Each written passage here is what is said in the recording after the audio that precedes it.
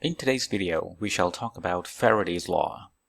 Faraday's law relates a change in magnetic flux to EMF. EMF means electromotive force. Although it has a term force in it, it is actually of type of voltage. That means it's measured in a unit of volts. This is how Faraday's law are stated in a form of equation. EMF equals minus the rate of change of magnetic flux. Magnetic flux is related to magnetic field in the following manner. It is a dot product of two vectors. The first vector is the magnetic field, and the second vector is the areal vector. So area of what? Assume we have a coil, and you have magnetic field through that coil. The areal vector of that coil is a vector that is pointing in a direction perpendicular to the plane of that coil. So that is the normal vector. So the areal vector is quite simply the area of that coil, that is this area, times the normal vector. When you take a dot product between this magnetic field and this areal vector, you get magnetic flux.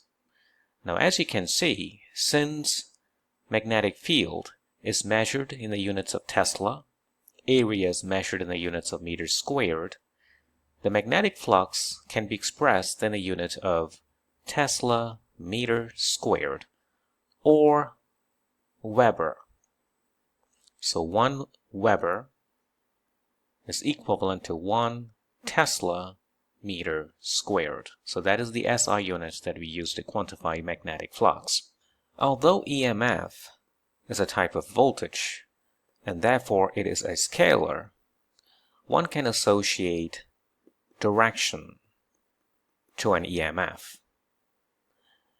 It actually represents the direction of current that is created by this EMF in a given circuit.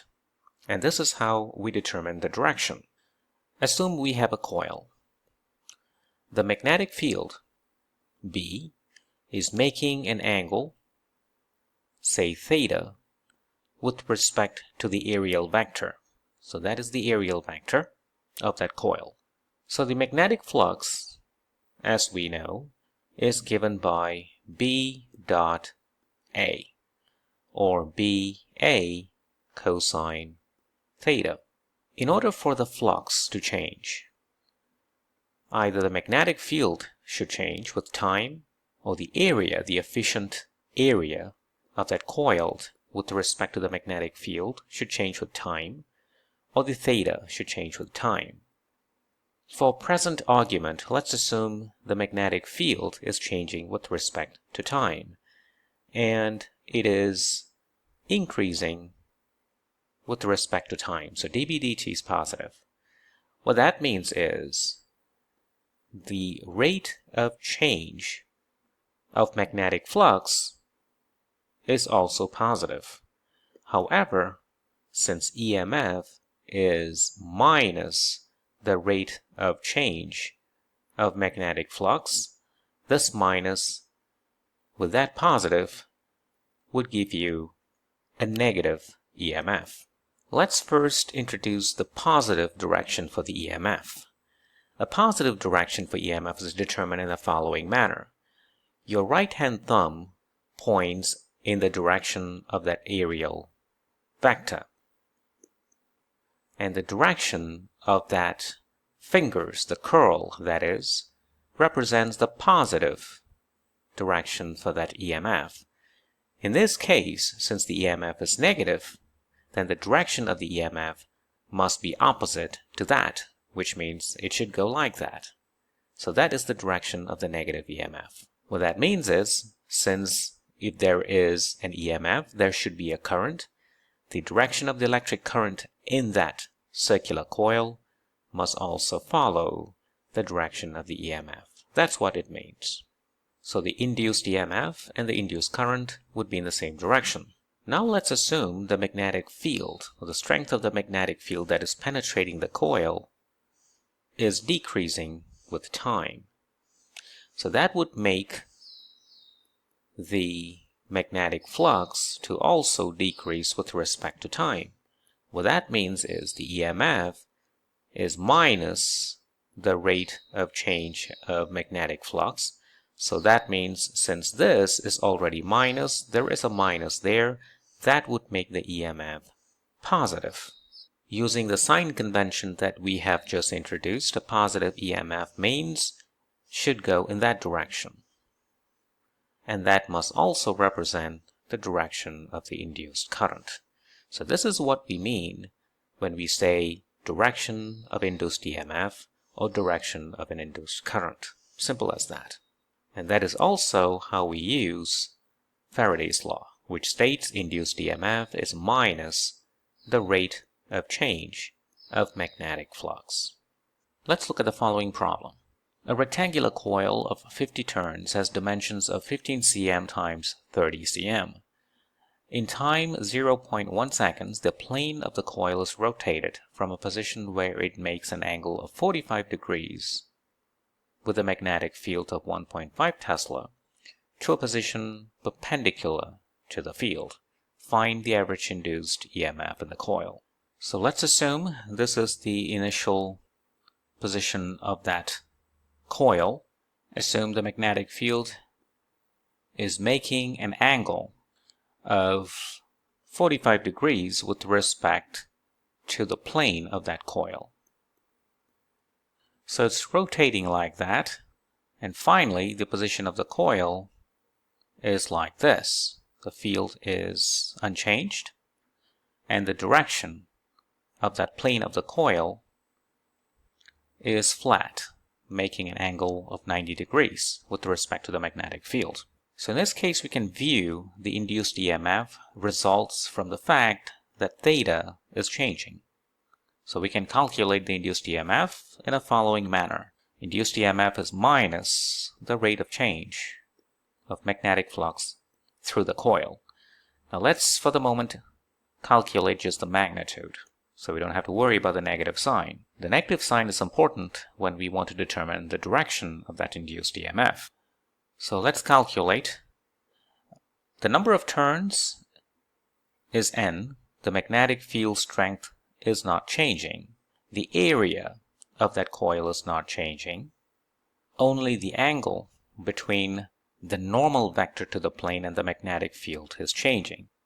The normal vector in the initial configuration should be going like that. So if this is 45 degrees, the angle between the magnetic field and the plane, the angle between the magnetic field and the normal must also be 45 degrees. So the initial angle between the normal vector to the plane and the magnetic field is 45 degrees. In the final configuration, the magnetic field makes 90 degrees with respect to the plane.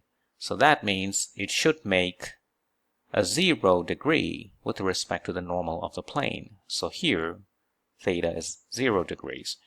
So cosine 0 minus cosine 45 degrees, divided by the time, 0.1 seconds. N is 50, it's given there. Magnetic field has a unit, or a magnitude rather, of 1.5 Tesla.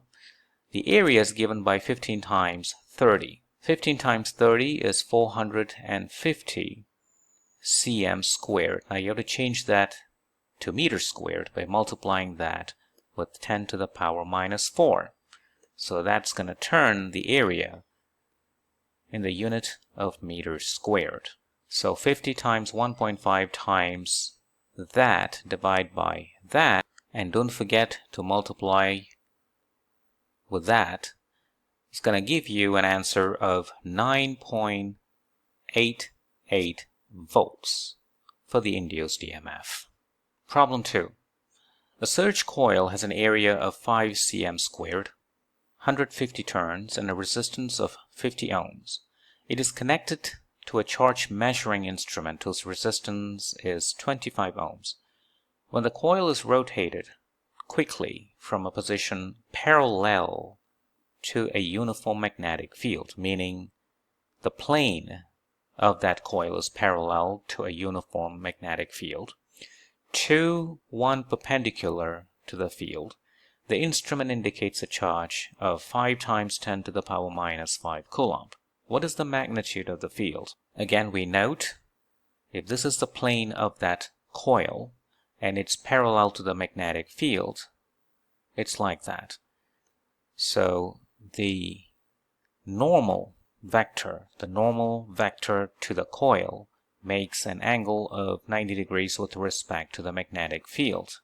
And then later the coil is rotated like that and the field is maintained its direction. So in this case the normal vector now is heading like that, making an angle of 0 degrees with respect to the magnetic field. So theta has gone from 90 to 0. So magnetic flux has gone from a 0 to NBA, number of coils, magnetic field magnitude, and area of the coil. What that means is the change in magnetic flux is NBA. The induced EMF, the magnitude of it, is given by the change in magnetic flux over the change in time.